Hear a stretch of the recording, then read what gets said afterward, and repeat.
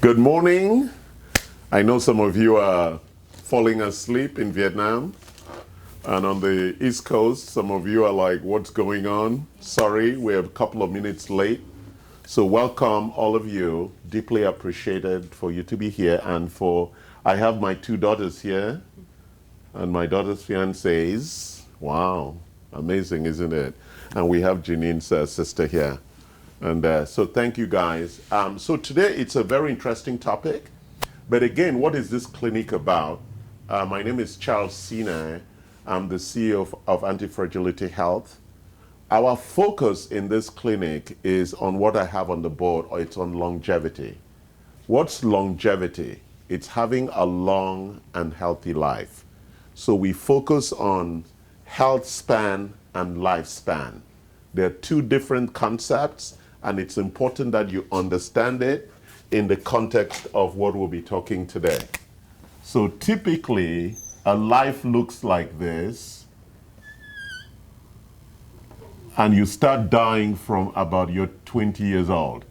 So everything after that is decay. So this is lifespan, this is how long you live, and this is health span.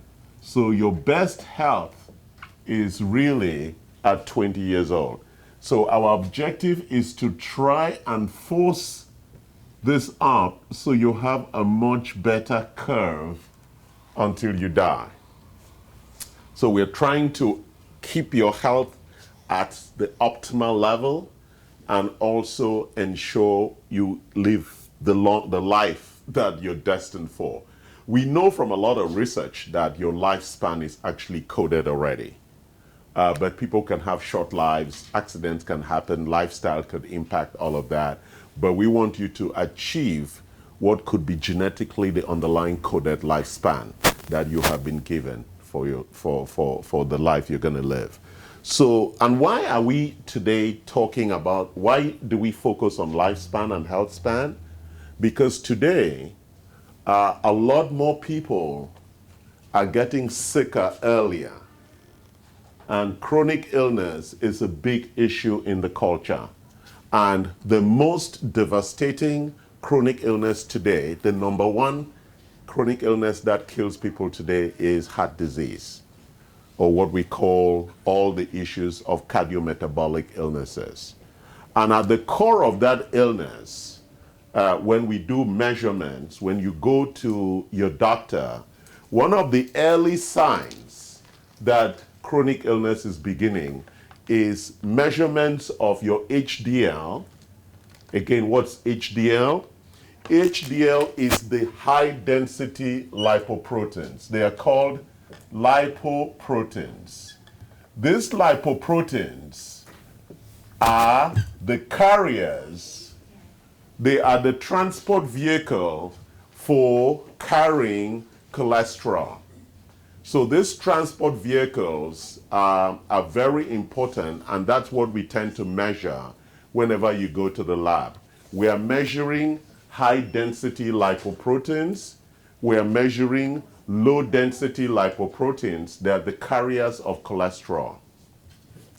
I'm giving you that background because it's very important for what we'll be talking about today, Plaquex, right? So it's important you understand the lipidology. That's what we call the understanding of the fat architecture of biochemistry in the body. It's one of the most important aspects of our body, understanding lipidology, because most of our body, about 17%, is made of fat, and most of that fat is really critical in providing and maintaining essential optimal health. So it's important that you understand cholesterol is not a bad thing. Cholesterol is a good thing. It only becomes a bad thing when there are concentrations of cholesterol in the blood that cause significant damage. So it's very important that you understand these measurements when you go to the doctor and they start talking about HDL cholesterol. These are the big trucks that carry cholesterol from the tissue, from the serum back to the liver for processing. The LDL is the low density lipoproteins that carry the cholesterol into the body, into what we call tissue, and also provide support back into the liver. So let's understand some of this biology so that we're very clear. I know that one of the reasons why we have a lot of chronic illness is because people choose to be ignorant about their underlying biochemistry. And most people didn't pay attention in biochemistry class because they think that's the doctor's job. No, it is your job to understand your biochemistry, because the choices you make in exercise, in food, in sleep, every lifestyle choice you make has an impact on your underlying biochemistry, and the doctor is not there to guide you, help you with that. So it's important that you understand this basic stuff so that you make the right choices, and therefore you can live a long and healthy life. So let's go back and let's understand these numbers again. So HDL is a good thing. These are the big transport agents, or lipoproteins as we call them, that carry cholesterol. Why do we need to carry cholesterol? Because cholesterol is fat and it's not soluble in the serum. What is the serum? Serum is the water component that you call blood. What makes blood red is the red blood cells. But in that blood, there's also white blood cells and a lot of other things called serum. Serum is the transporting agent, and it's water soluble. So for us to carry fat, right? You know, fat doesn't dissolve in water. Sorry, I had to go back to that basic understanding because some people don't understand the difference. That's why you can't mix fat and water. It doesn't. And if you pour water when you're frying, it explodes because they don't mix. I know some people don't understand that, just to make sure. So to carry fat, to cholesterol to where it needs to go, we need these transporting agents. God was very smart and created this structure called lipoproteins. The high density lipoproteins, why high density? They can carry a lot of fat. The low density, they can carry small fat. So, and to take the fat required into the muscle and to where it's really required, we need this very interesting transport system. From where the fat is absorbed in the small intestines, they carry that into the liver, and from the liver, it's taken to the tissue, and when there's excess in the tissue, it's brought back into the liver. That's why one of the measurements that some of our patients are going to be doing today is called, they're doing heart smart, which is the measurement of fat, or atherosclerosis, which is the accumulation of cholesterol in the arteries, or we also do measurements with the liver, where we are looking at non-alcoholic fatty liver disease, which is the accumulation of fat in the liver. So those accumulation and those illnesses are big illnesses that are causing a lot of death in the culture today, and that's where our focus is going to be. So now let's look at, so when HDL is up, that's a good marker. When LDL is down, that's a good marker. So overall, your doctor will be educating you on the LDL-C over HDL-C ratio. If that ratio is going down, I'm not going to check your math. It means that the bottom denominator is growing big. Simple math, right? In the ratio of the bad over the good, if the good increases, then that ratio goes down.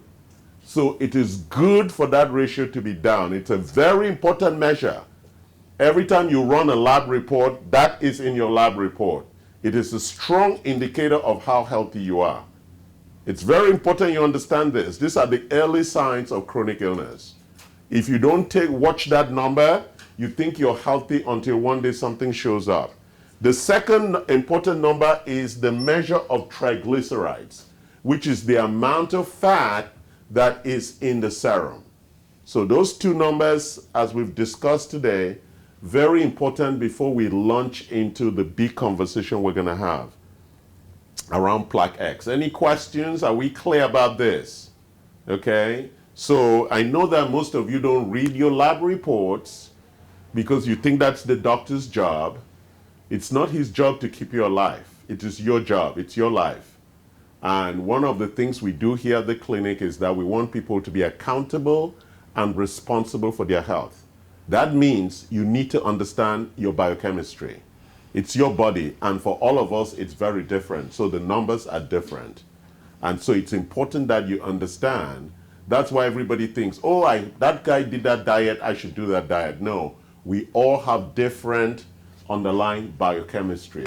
Even though they all work the same, there are variances in it that we need to understand that are genetic and that carry a lot of different things. That's why some people walk in here, especially Asians who are very thin, and they think they're healthy. We put them on the machine and you find out that they have a lot of fat in the organs, what we call visceral fat.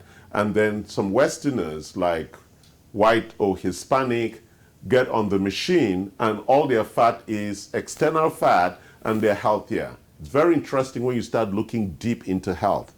So just being thin is not an excuse that you're healthy. And just because you're fat, that doesn't mean you have an excuse to continue eating.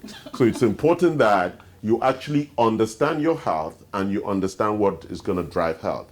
So we're going to talk about the second thing before we go into Plaquex, which is called optimal nutrition. What is optimal nutrition? Optimal nutrition covers a wide scope of area. In American culture, we are confused between two things when we talk about nutrition. There's a difference between calories and nutrients. Most macronutrients, and there are 5 of them, I'm going to check if you were paying attention last week in the workshop. There are 5 macronutrients: proteins, fats, carbohydrates, fiber, and water. Water is a micronutrient. Almost 70% of our architecture is water. So if you don't drink water, you're stupid, right? And if you don't take fiber, you're stupid. And if you make smoothies, a smoothie has no fiber.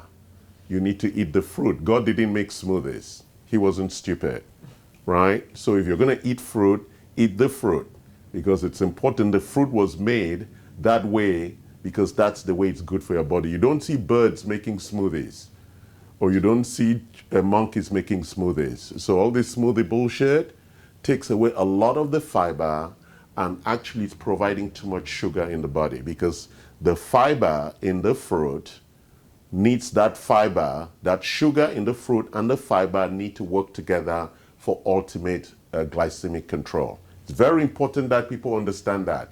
When you make a smoothie, you are really then eating mostly the sugar because you've removed the fiber. It's very important you understand that. So when we come to optimal nutrition, we talk about the 5 macronutrients. Then we want to talk about the micronutrients. And what are they? They're the vitamins, they're the minerals, and there are some other ones like acetylcholine and inositol, CQ10, and things like that, that are part of that micronutrient. So nutrient is different from calorie. What is calorie? Calorie is the part that has the energy function, or what we'll call the glycemic amount in the food, which is the one that goes directly for energy. All nutrients carry some glycemic load. That is why you're always looking at the calorie count. Calorie does not equal nutrient. So the challenge in achieving optimal nutrition is, how do I get enough nutrient without getting too much calories? That is the real challenge.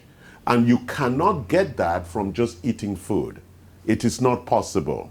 To get all the nutrients that you need, macro and micro, just from food alone is impossible. You'll have to eat a lot of food. That is why supplementation is critical as part of optimal nutrition. For example, how many fish do I have to eat to get the right amount of omega-3s. And where would I even get that amount of fish or anchovies or whatever, right? So it's almost impossible to get all the omega-3s that I need from eating fish. It's not possible because the amount that the body requires plus the extra that is required to address inflammation and other issues in the body is really very hard. So as you grow older, your nutrient requirements become more. Why is that? Because as the cells are aging, they require much better and much available, what we call bioavailable nutrients to help with cell optimal work.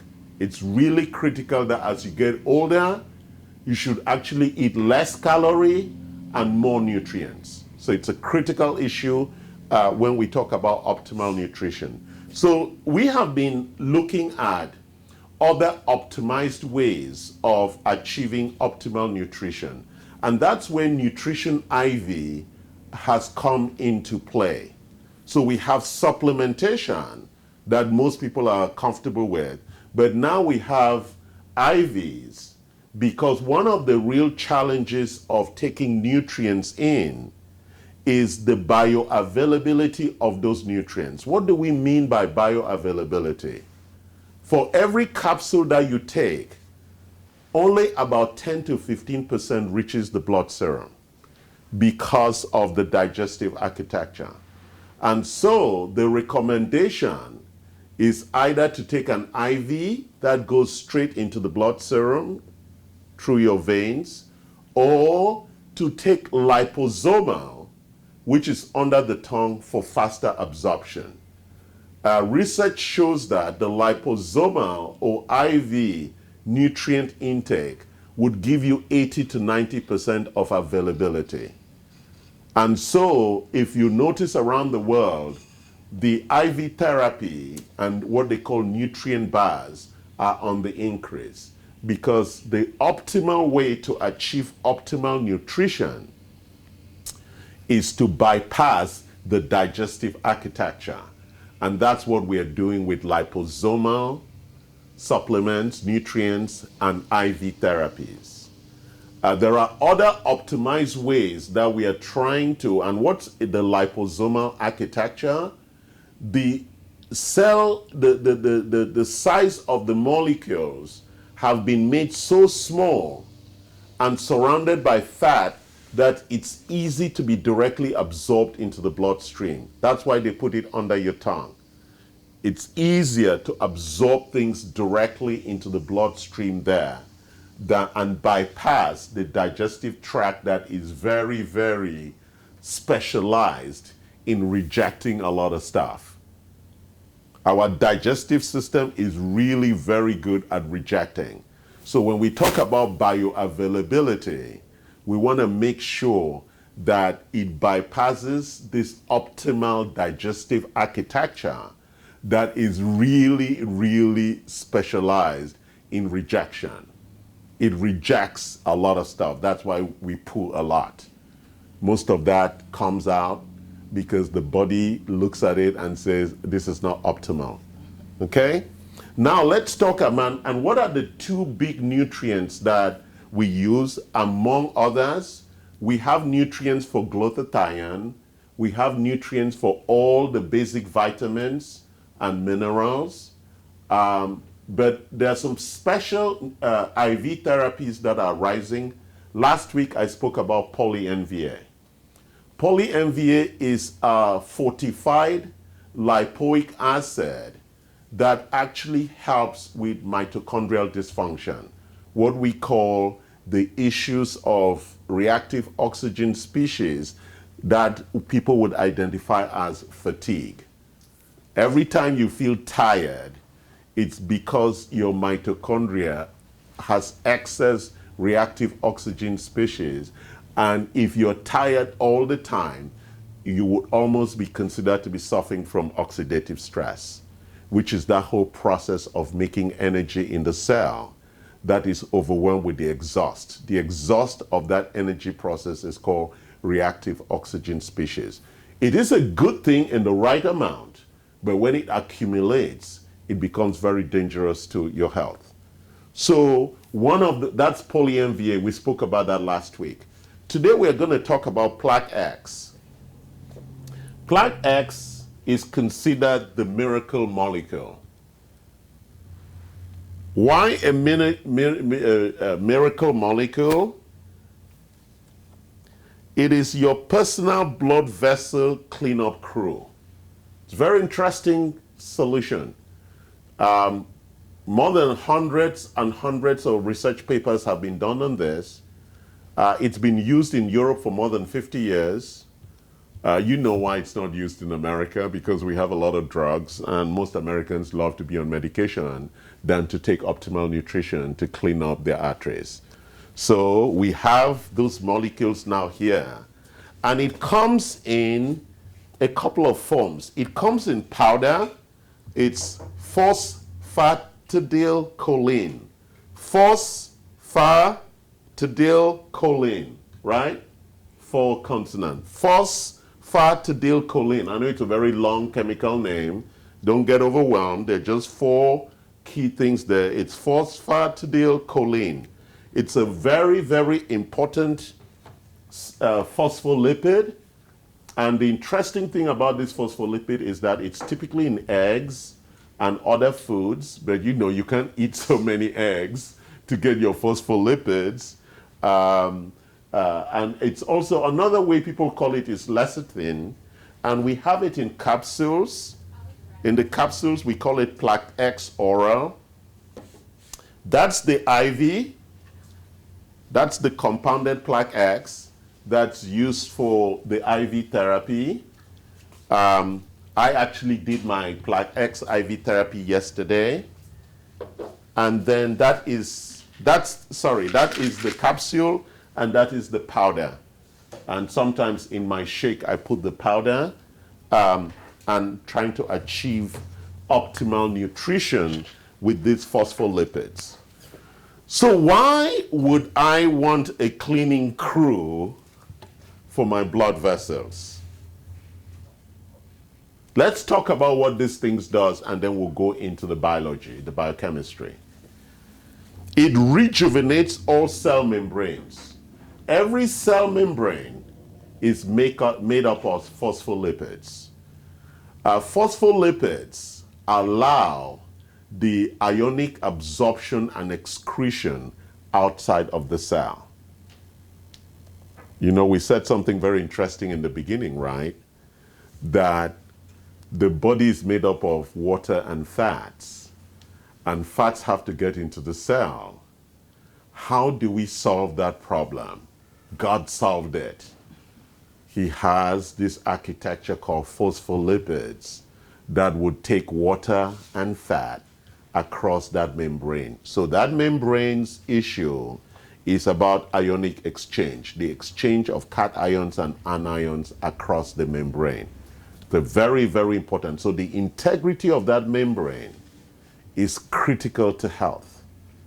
That's the number one thing Plaquex does. The body has endogenous phospholipids, but as we grow older, we run out of it, and therefore we look for exogenous. What's exogenous? From outside of the body. That's why you eat eggs and you eat soy and all of those things. Really, the phospholipids from them is critical for cell membrane. What have we done? We've created a specialized extract of it so you can get it direct rather than eat 100 eggs every morning. Right, Karen? I mean, that's something you might want to do, eat 100 eggs every morning to get your normal dose of phospholipids. It unclogs blood vessels, and we're going to talk about that. How does it unclog blood vessels? We know that the accumulation of plaque comes from a high glucose in the bloodstream. What happens?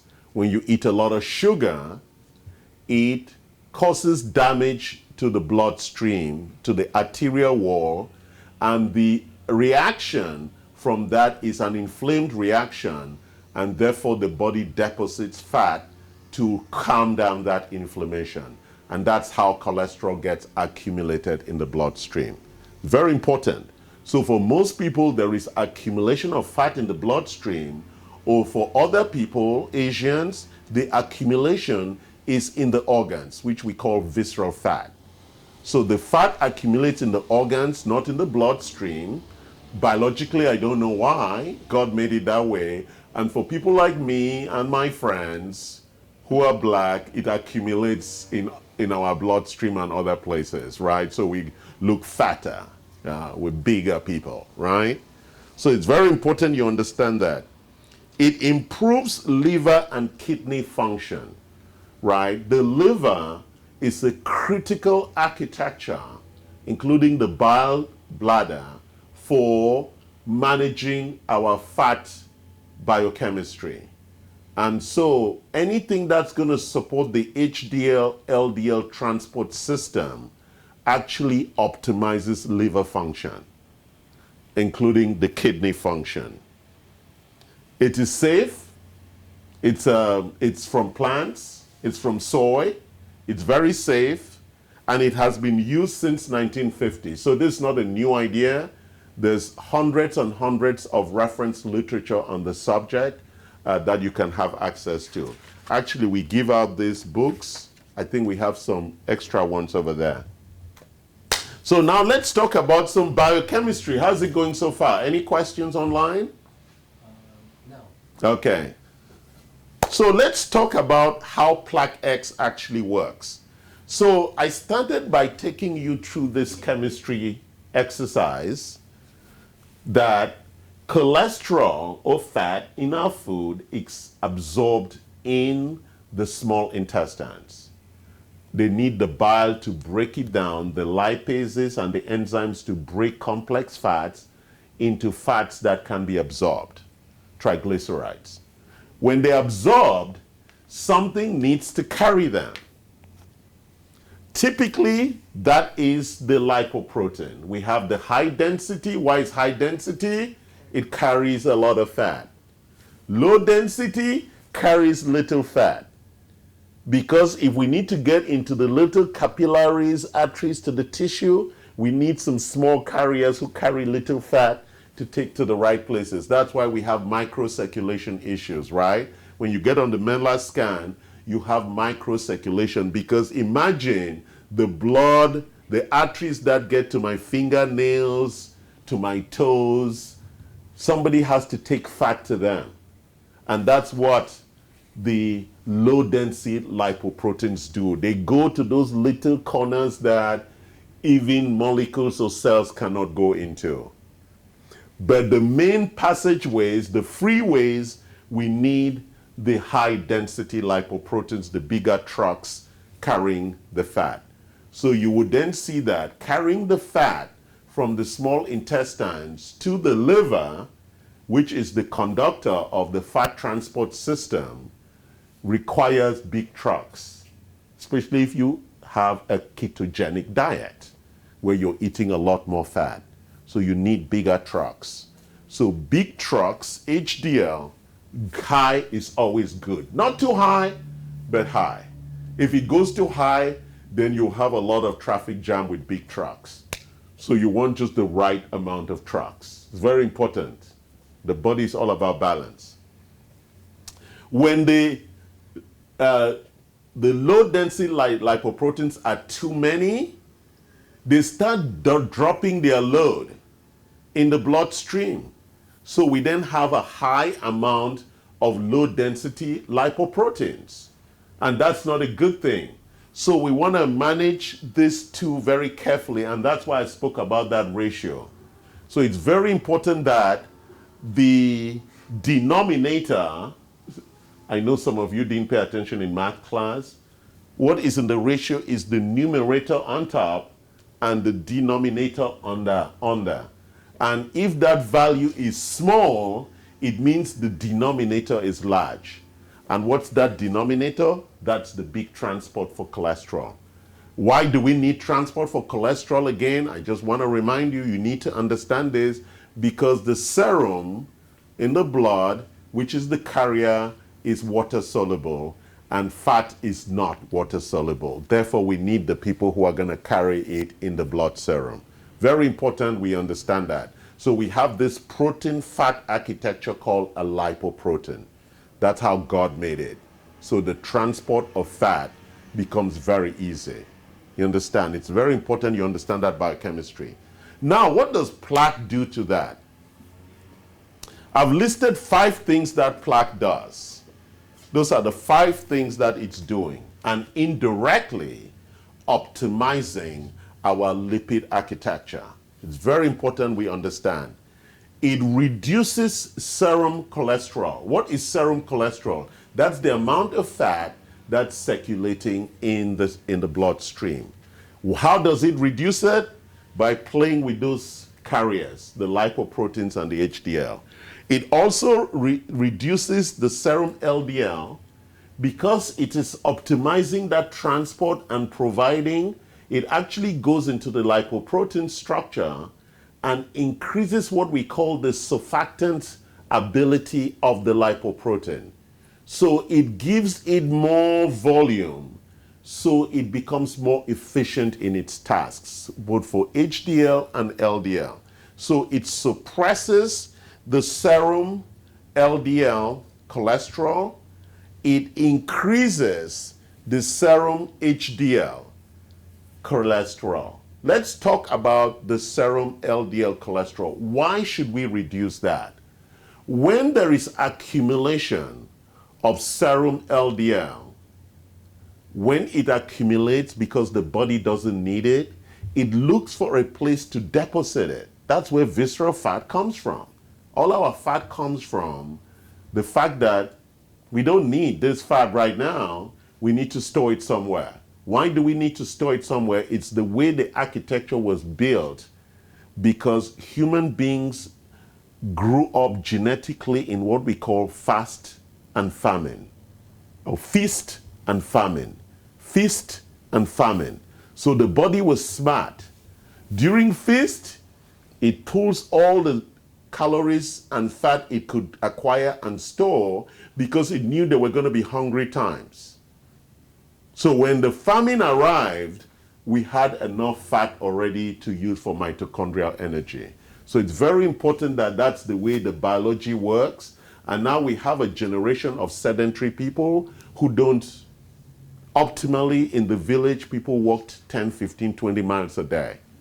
Now we walk 12,000 steps and we're like, man, I did a good job today, right? 12,000 steps. Well, in the village, people rode bicycles, they walked uphill, downhill, they ran, did so many things, chased after chicken and goats and all of that. And so they were very active. And they ate during the season. So when oranges were in season, they ate oranges, and the body knew that oranges will be in season only for one season, so they kept the extra nutrients that were required for when oranges will not be around. Same thing with that's why they encourage us to eat seasonal fruits, because it's very important that the body is optimized that way. Okay? All right? All right. So that was the serum LDL cholesterol and the serum HDL cholesterol. Now let's talk about the triglycerides. Triglycerides are the normal fats in our system. The fat architecture for our bodies is very complex and complicated. And triglycerides accumulating in the bloodstream is not a good thing, because it's going to be converted and stored somewhere that's going to clog something. As you know, what happens when it clogs up? It causes stroke and embolism, which is the biggest risk today in our culture. Cardiac issues, strokes, embolisms, where what is an embolism? Where fat that's accumulated somewhere, it's broken. So in the thing that Janine just did back there with the patients, she was doing Heart Smart, and Heart Smart would tell us 3 things.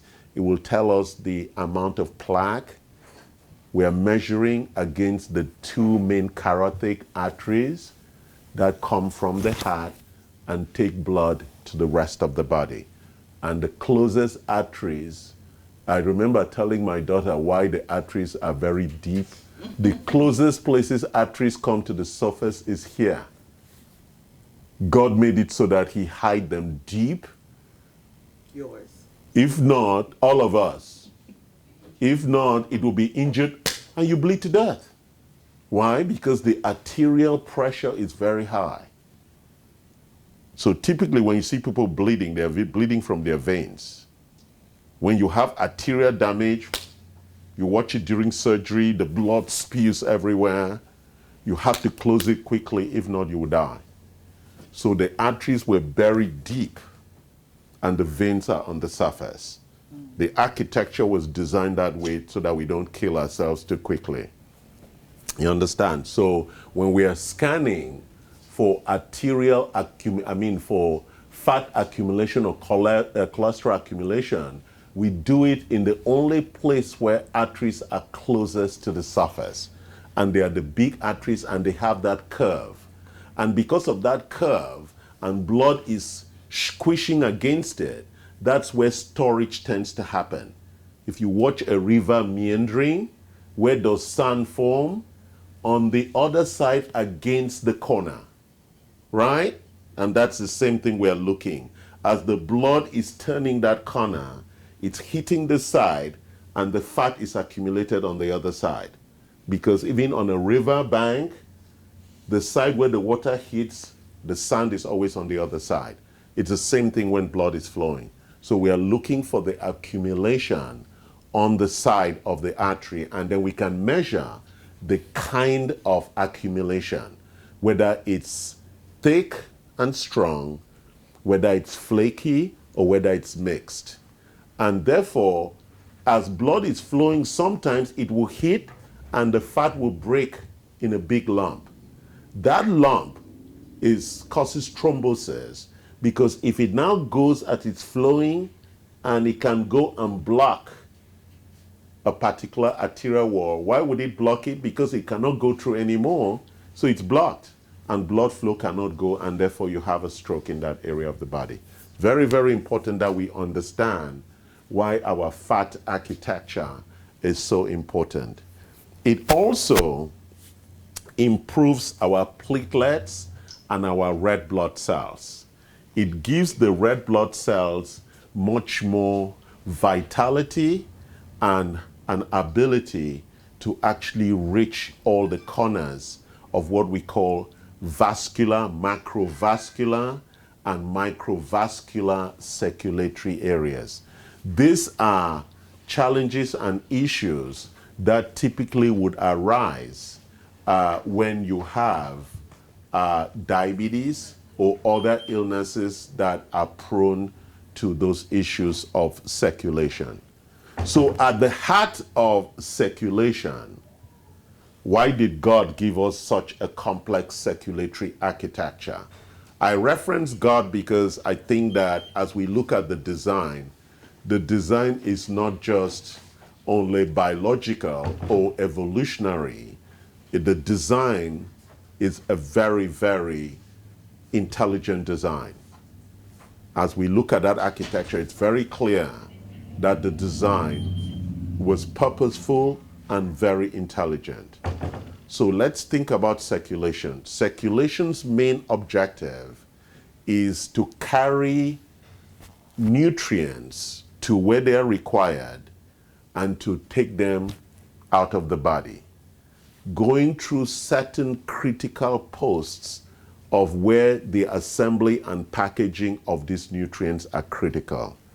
And if you look at the key organs in the body, the kidney, the liver, the lung, and the heart, and the sub ones like the pancreas and the bile ducts, they are all critically designed along a particular path to ensure optimal circulation.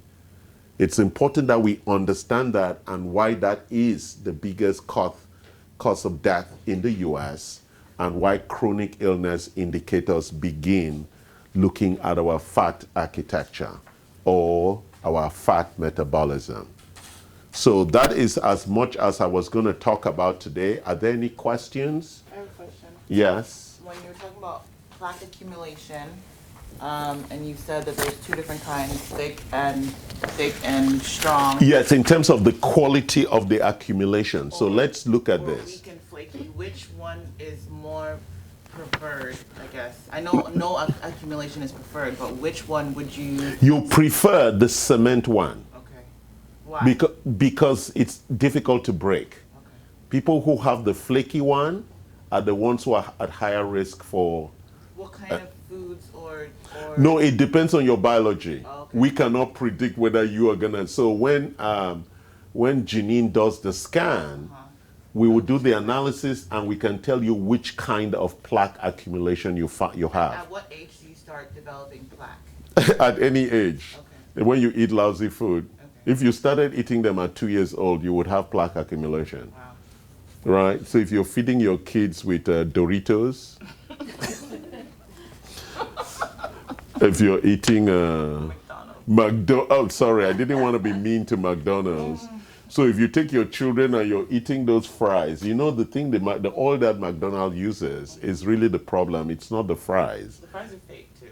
Well, we didn't want to go there. Well, it's actually the oil. Because if you go to In-N-Out and eat if you fry potatoes at home using avocado oil, it's okay. Fries are okay. They don't have a bad name. It is really the way it's made, right? So it's important that you understand that. So that's how plaque looks like, right? That's what causes atherosclerosis. And the accumulation, like I was explaining, what causes the fat to accumulate? It is caused by damage by glucose molecules running in the bloodstream. They cause injury to the lining, what we call the intima, and the body's response is to put fat to cover the damage. And that's where the accumulation begins. And then it starts obstructing blood flow, leading to high blood pressure or low blood pressure, whichever way it's going to work, right? And that restriction, two big issues out of it. One, high blood pressure is not the problem. One, if it breaks, it will cause a blockage. Number two, because it constrains blood flow, the rest of the body is having less nutrients available to it optimally. So that's why you run out of stamina. You can't run up the steps because at some point there is no oxygen to feed the muscle. So if you're very fit, you can run up the stairs back and forth. You have it's not because you have stamina. It's because your blood supply system is carrying oxygen and the nutrients required for that performance. Is that making sense? Yes. So if you're blocked arteries, you don't have stamina. Very dangerous. That's why most men today in America, almost 50% of men by 40 cannot even have erectile dysfunction because the blood that is required to flow there and for performance is being blocked by that. So we use Plaquex also for solving erectile dysfunction. So how long after, what is the time frame between starting Plaquex or the clearing of your clogged arteries and you start to see any kind of change? Well, it depends on how much blockage you have, right? And so it depends on three things. One, how much blockage you have. Number two, the kind of blockage. And number three, whether you persist in your diet or not, or whether you change your lifestyle. So at the core of it is changing lifestyle. But once you have blockage like I have, I am going to be requiring, I'm already on treatment number 13, I'm going to require about 30 treatments or 40 treatments to really clear. And then I'll go into maintenance. Yes, because it's accumulated and you want to do it gently. Gently. Like you're chipping off the plaque. Slowly, yes. You don't want to do it too quickly. Why? Because it could cause blockage. Correct. Because if you break up large pieces, it could go cause thrombosis. So you want to chip it off slowly, slowly, slowly, right? So how It's many- like when you're scrubbing a pan that's black. You don't, you want to gently scrub it, right? If not, you will wound the pan itself, right? It's the same thing. How many IV treatments should one take before doing another lab? We recommend about 30 treatments. Or in between every 10 treatments, you want to see the progress. Okay. But don't forget that once you take Plaquex, right, even as an IV treatment, the body eliminates 80% of it in the first 2 or 3 hours. Interesting. Yeah, so the body does not like overloading. No, for anything. That's why the IV is so slow. Yes, even if the body is hungry for something, it can only take so much at any time, right? It's like anything. Even if you like eggs that much, you can only eat so much eggs, right? After some time, it's disgusting. Why is that, even though you love eggs? Because the body is that way. It just takes to a certain amount and it's done. Then the next day you can take another. So that's the same architecture that we leverage here. Okay, very important that you do heart smart. We have a protocol for it. We charge, I think, how much do we charge, Grace, for heart smart? $150.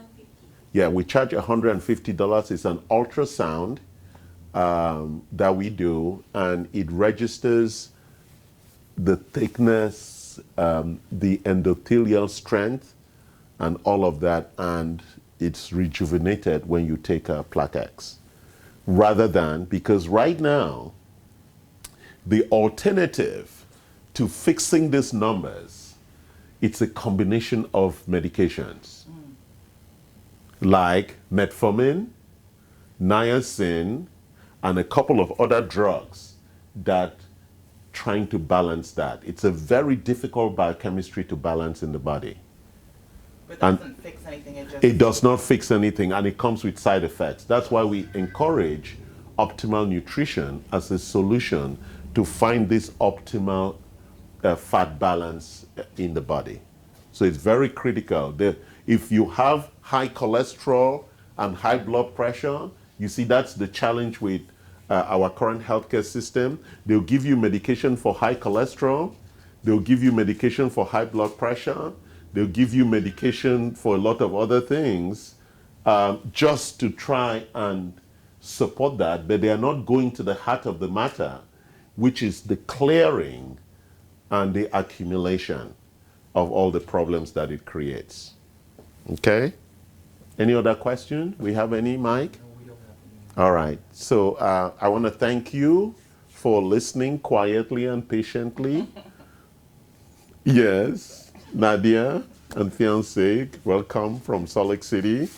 Karen and Lucas, always here, absorbing the knowledge and looking at his Doritos with some kindness. Have a nice day, guys, and thank you.